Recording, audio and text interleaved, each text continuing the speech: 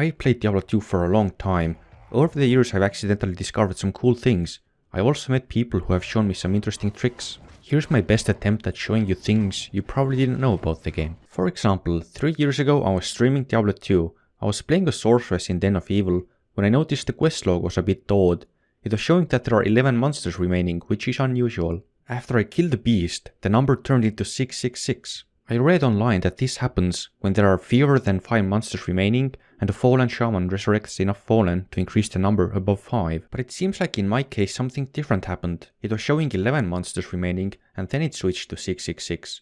I don't really have an explanation. It's a really cool Easter egg the developers added. I wonder if there are more quest log Easter eggs in the game that we haven't found yet. Probably not, but who knows. Second thing I want to talk about is unique boss name generation. In Diablo 2, all unique bosses get their name generated from a prefix, suffix and appellation. There are around 100,000 unique boss names and it's still possible that 2 or more bosses in the same area get the same exact name. It happened to me recently. I was working on a project when I noticed 2 bosses that were both called Gloombite the Impaler.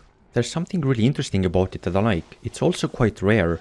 Not as rare as finding a Zodrune, but still rare. Next I want to show you a trick my friend Aku showed me a few years ago. There is a recipe to upgrade unique weapons with the cube, but it turns out the recipe also works with quest weapons. Let's take the Horadric staff and use the unique upgrade recipe on it. We need Rull, Soil and a perfect emerald. Transmuting it turns it into a hand axe. I think it's kind of funny how a 2-handed staff turns into a 1-handed axe.